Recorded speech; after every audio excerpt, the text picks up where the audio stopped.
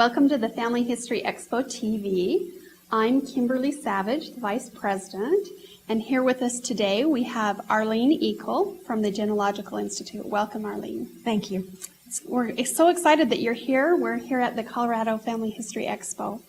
And tell us a little bit about some of the classes that you are teaching.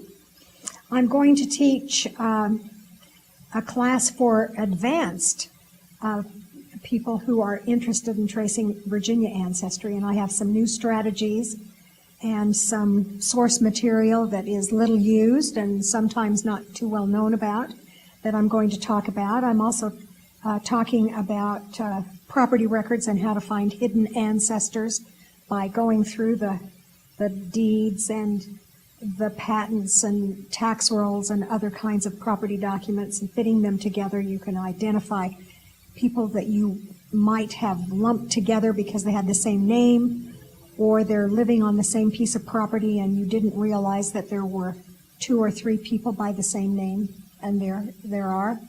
So that's what I'm going to talk about with land records. And then I'm going to do a session on, well, I did a session on tracing births, marriages, and deaths. Now, you were telling me that there's a tip or something that you wanted everybody to know about with the birth, marriage, and deaths. Yes, there's a podcast that's already online. Lisa Cook did that in St. George, and we followed up on it, and so it's in 2 parts, and it's on... Is it on Genealogy Gems podcast? Great. And it's on birth records. We talked about birth records at various levels, and I simply forgot to tell people that was easily accessible. Well, this way you'll be able to allow more people to know about it. Right. That's great. Right. So I'm really, really excited about the response that I got on the births, marriages, and deaths, and I'm looking forward to talking about Virginia and about property records, and I really am interested in helping people discover those hidden ancestors, because a lot of people have 20 or 30-year genealogy problems, where they haven't been able to solve it, and part of that is due to the fact that they haven't been able to get to a greater understanding or deeper understanding of the sources that they're using. Right. Do you have any tips for those who are researching Virginia ancestors? Well, one of the things that I like to recommend is that they chart their data. If they take the records and actually chart them, put them in family group sheets, do pedigree charts on them, they will quickly see whether or not they've got more than one person by the same name, because there will be a number of evidences, like they're doing 2 or 3 things at the same time in 2 different places or 3 different places, or you have men who are married. You might have a man named John, and you may have 3 or 4 of them, and they may all be married to women whose names are Mary.